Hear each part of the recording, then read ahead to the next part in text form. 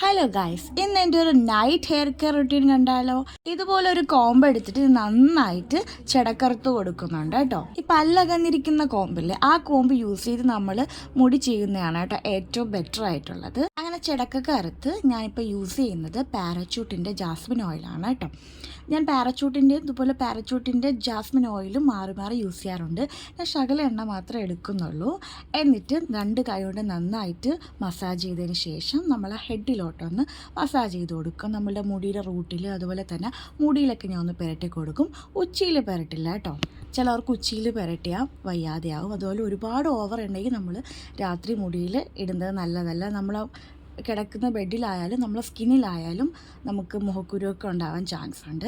Maximum ഫേസിലോട്ട് മുടി വീഴാത്ത രീതിയിൽ വേണം നമ്മൾ ഈ ഒരു ഓയിൽ അപ്ലൈ ചെയ്ത് കൊടുക്കുക. എന്നിട്ട് ഇതുപോലത്തെ ഒരു മസാജർ യൂസ് ചെയ്ത് ഞാൻ നന്നായിട്ടൊന്ന് മസാജ് ചെയ്ത് കൊടുക്കുന്നുണ്ട്. അപ്പം നല്ലൊരു ബ്ലഡ് ഓട്ടമൊക്കെ കിട്ടും, നമ്മളെ മുടി വളരാനൊക്കെ ഹെൽപ്പ് ചെയ്യും. ഇതുപോലെ ഫ്രണ്ടിലോട്ട് ഇട്ടിട്ട് നന്നായിട്ടൊന്ന് മസാജ് ചെയ്യാം. ഇങ്ങനെ റിവേഴ്സ് മോഡലിൽ മുടി ഇട്ടിട്ട് മസാജ് ചെയ്യുന്നത് നല്ലതാണെന്ന് പറഞ്ഞ് കേട്ടിട്ടുണ്ട് കേട്ടോ. അപ്പം ഞാനും അതുപോലെ ഒന്ന് ചെയ്തു കൊടുക്കുകയാണ്. അങ്ങനെ എൻ്റെ ചെടക്കെല്ലാം നല്ല രീതിയിൽ ഞാൻ അറുത്തിട്ടുണ്ട്. ഇനി നമുക്ക് മുടീനെ നന്നായിട്ടൊന്ന് പിന്നിക്കെട്ടാം.